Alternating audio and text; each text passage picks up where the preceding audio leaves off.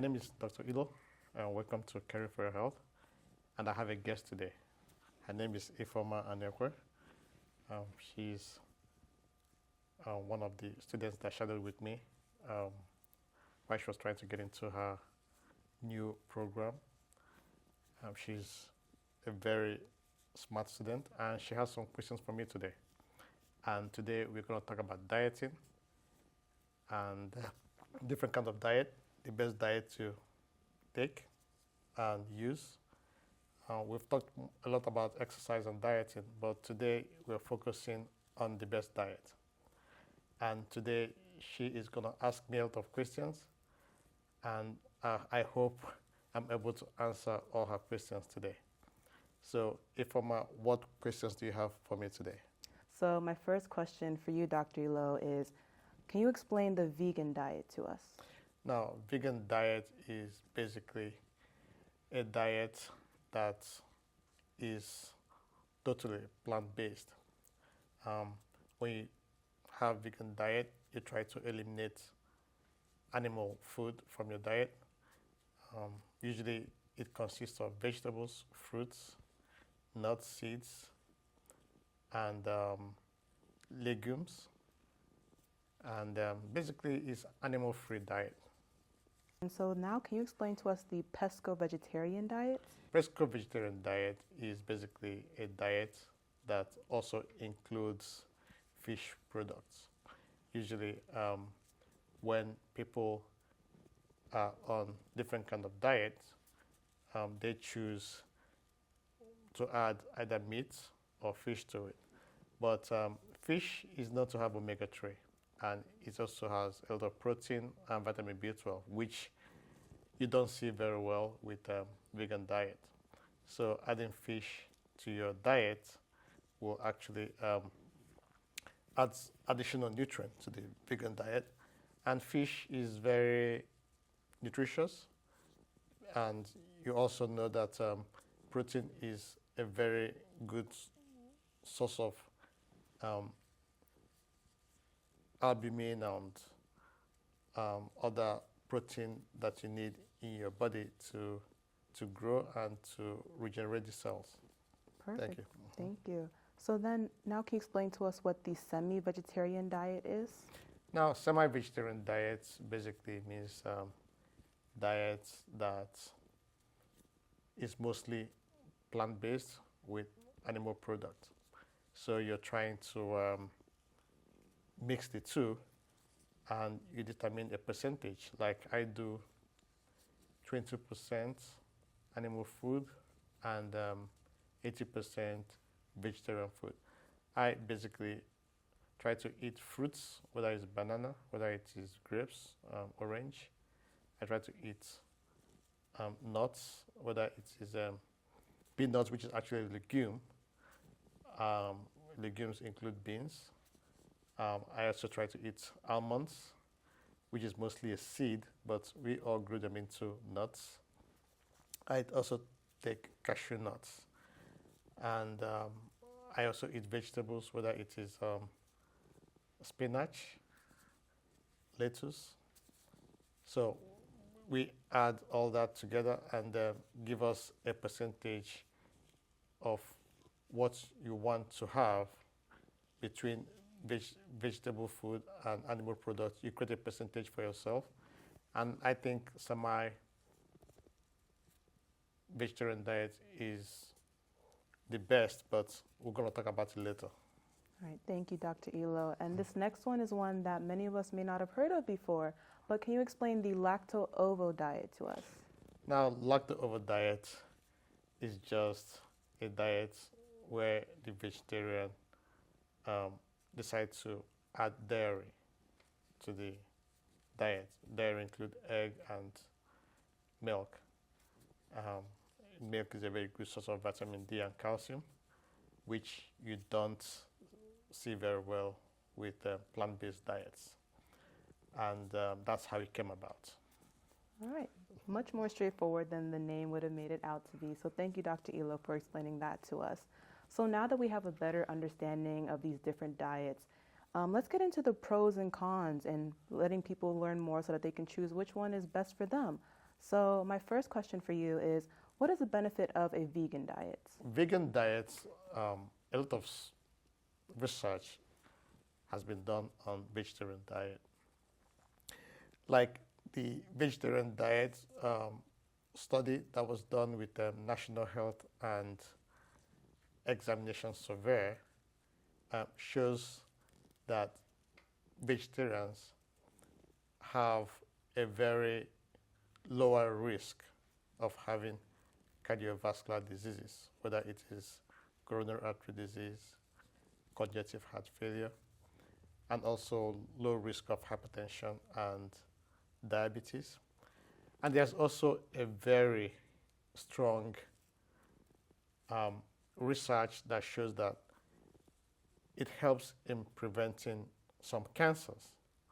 The extent of the prevention is still on the works, and but it also has a negative part to it. The negative part to it is that it can be abused. If you are a vegetarian and you are on a vegan diet and you are eating fried potatoes, you are eating processed food, processed fruits, fruit drinks with all the sugars, it will sound vegetarian, but actually you are actually bombarding yourself with sugary products that actually increases your risk of all those things I mentioned, whether it is diabetes, whether it's hypertension, whether it is coronary artery disease, whether it is CVA, also known as stroke. So when you are talking about vegetarian diets and trying to get the most benefit from it, you have to really stick to the unprocessed food, whether it is the nuts like flaxseed nuts, whether it is walnut nuts or legumes like peanuts, which we say is nuts, but it's actually a legume. Cashew nuts or seeds like almonds. Almonds is being very helpful because a lot of studies shows the strong antioxidants of these nuts, especially almond nuts. The antioxidant helps in reducing all those risks I mentioned, but there's also a strong study that shows that there's a 12-week study of people who took almonds, and the benefit was very, very strong. I mean, there was a decrease in wrinkling by 20% on those who took almonds compared to those who just ate ordinary food like they usually do. And when you see a 20% decrease in wrinkles, is big, because the skin is the largest organ in the body. So your skin tells a lot about what is inside. So by decreasing the wrinkling and oxidative stress on the skin, you are also doing the same on your inner self. Because if you see a smoker with high wrinkles, the higher the wrinkles in a smoker is actually the higher the damage the smoking has done to the lungs. So you can actually predict how severe somebody's COPD is by looking at their face and the level of wrinkling they have. Wow, thank you for sharing all that and giving us so many detailed examples as well. So next, I wanted to know, what is the benefit of an animal food diet? Now, animal food diet is known to have some nutrients. Some of them you don't see with plant-based diets. Let's take, for instance, vitamin B12. Vitamin B12 deficiency can cause a very significant problem like anemia and even some spinal cord disease. So you don't see that with plant-based diets. So animal food diet, whether it is red beef or whether it is fish, provide you with strong vitamin B12. And also iron. You see iron in the reason why you have it's called red beef is because the redness is from the hemoglobin and the iron. So you get a strong dose of iron with animal food. But the problem with animal food also is that, it has a lot of saturated fat, which your body might not need. But it also has protein. It has all these nutrients, like some nutrients that are difficult to get with just plant-based food, some like vitamin D, some like iron, vitamin B12. You can easily get those with animal food. But then there's, according to the National Health and Examination Survey, eating more animal food than plant-based food increases your risk of heart disease, cancer, diabetes, hypertension, CVA by almost 19%. So the issue here is, how do you balance, and what is the best diet for anyone? And we're going to talk about it in the probably next question. I think she might have a question like that for me. Yes, we'll definitely discuss, finding that balance and finding the right diet that fits your lifestyle and your healthcare needs. But before we get into that, I know you mentioned earlier omega-3s when discussing the pesco-vegetarian diet. Yes. So can you explain what omega-3s are to the audience? Now, omega-3 is a kind of a fatty acid. You don't see it very well in some plants. You see it in some. You could see it in plants like walnut, but you see it a lot more with fish. Now, omega-3 is a very, very important part of our body, because it's a very, very big part of the cell membrane. Now, your cell is the smallest part of your body, and your cell needs to be healthy. And part of that health is a stable membrane, which omega-3 brings. And omega-3 is a very, very good part of our skin. So if you lack omega-3, you're likely going to have a lot of dry skin, because omega-3 helps to nourish the skin. And like I said, how nourished your skin is tells a lot about what is inside. So because every cell has a membrane, and every cell need omega-3 to stabilize the membrane and make it healthy. And a lot of those cells are in the brain. So that's why omega-3 is very, very good in brain development, especially in children, and also in the elderly, because of degenerative disease of the brain, which we all call like senile dementia. Omega-3 does a very good job in trying to help with brain health, help with cardiac health, help with your skin, help with your organs, and help to stabilize the cell and make them healthy. So it's a very important part of our nutrition. Thank you for bringing that up. Yeah, I want to circle back really quickly to, what are some of the negatives of an animal diet?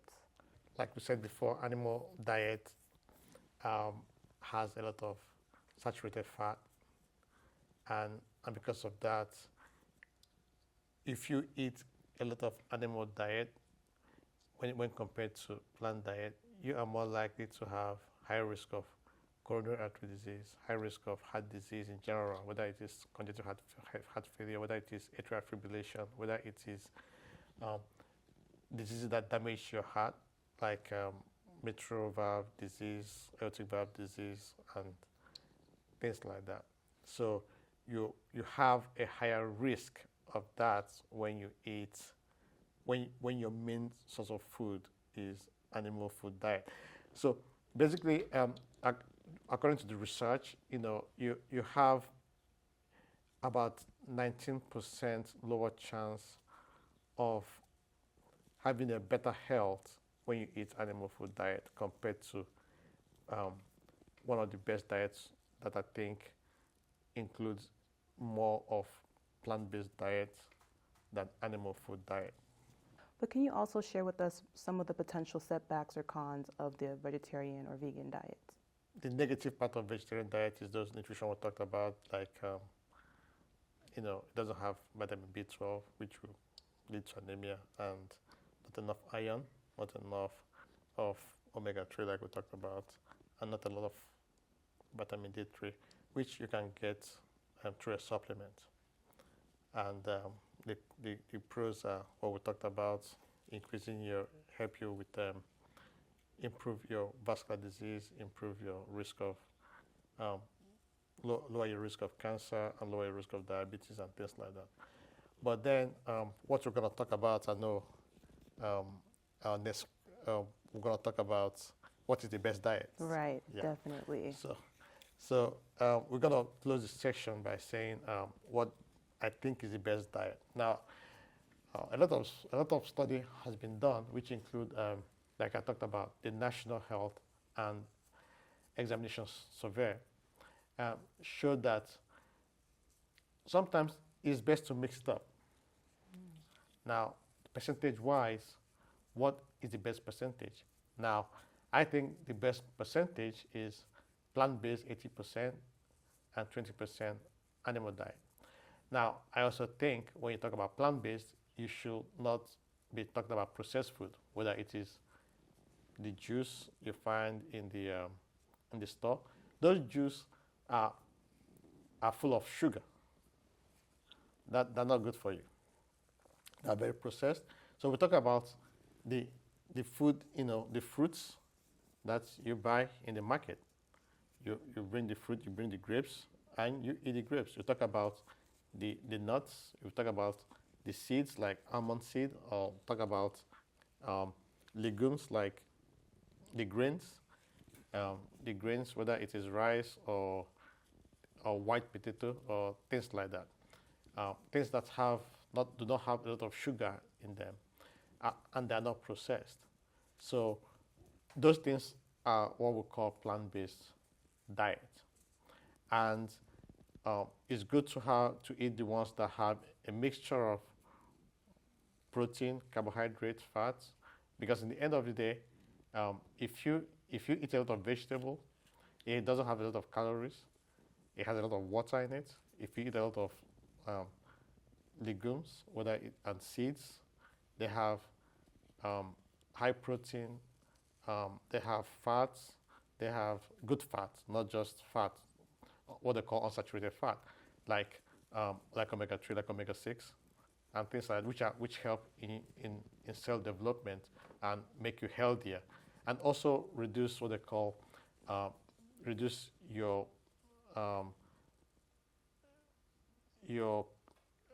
urge to eat more.